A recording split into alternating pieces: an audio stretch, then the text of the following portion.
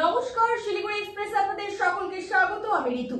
ঐতিহাসিক 21শে জুলাই ও উত্তর কন্যা অভিযান। রাজ্য রাজনীতিতে আজ দ্বিমুখী উত্তেজনা। আজকের দিনটা একদিকে যেমন ঐতিহাসিক, অন্যদিকে রাজ্য রাজনীতির উত্তেজনার অন্যতম কেন্দ্র।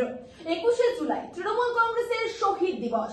প্রতি বছরের মতো এবারও ধর্মতলায় দলের বিশাল সমাবেশ। সকাল হতেই শহরের প্রাণ কেন্দ্রে ভিড় জমাতে শুরু করে রাজ্যের নানা প্রান্ত থেকে আসা তৃণমূল কর্মী সমর্থকেরা।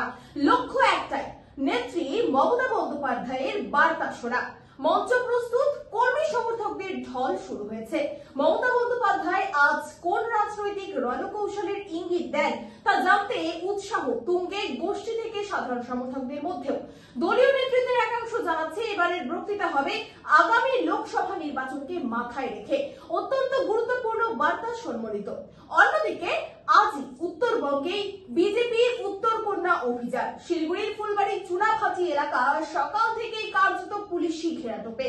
ভারতীয় জনতা যুব মোর্চার ডাকে আয়োজিত এই কর্মসূচিকে ঘিরে মোতায়েন রয়েছে বিপুল পুলিশ বাহিনী। গোটা এলাকায় 144 ধারা জারি করা হয়েছে। তবুও কর্মী সমর্থকদের ঢল ঠেকানো যাচ্ছে না। এই অভিযানের মূল উদ্যোক্তা উত্তরবঙ্গ বিজেপি এবং যুব মোর্চা।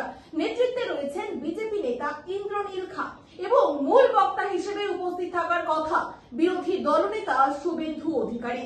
বিজেপির দাবি, উত্তরবঙ্গের উন্নয়ন নিয়ে সরকারের নির্লিপ্ততার প্রতিবাদে এই অভিযান। অন্যদিকে বিজেপির হেভিওয়েট নেতা দিলীপ ঘোষ রয়েছেন আলাদা কর্মসূচিতে। উত্তর কন্যা অভিযানে প্রত্যক্ষভাবে অংশ নিচ্ছেন না তিনি, যা ঘিরে রাজনৈতিক মহলে তৈরি হয়েছে নতুন জল্পনা। একদিকে শহীদ দিবস, আবেগ ঘন ধর্মতলা, অন্যদিকে উত্তর কন্যা অভিযান ঘিরে উত্তপ্ত শিলিগুড়ি। এই দুই মেরুতে আজ বাংলার রাজনীতি। দুই পক্ষের দাবি, প্রতিদাবি, পথসভা, প্রতিবাদ, নিরাপত্তা ব্যবস্থা, সব মিলিয়ে আজ নজর রাজ্যের দুই প্রান্তে।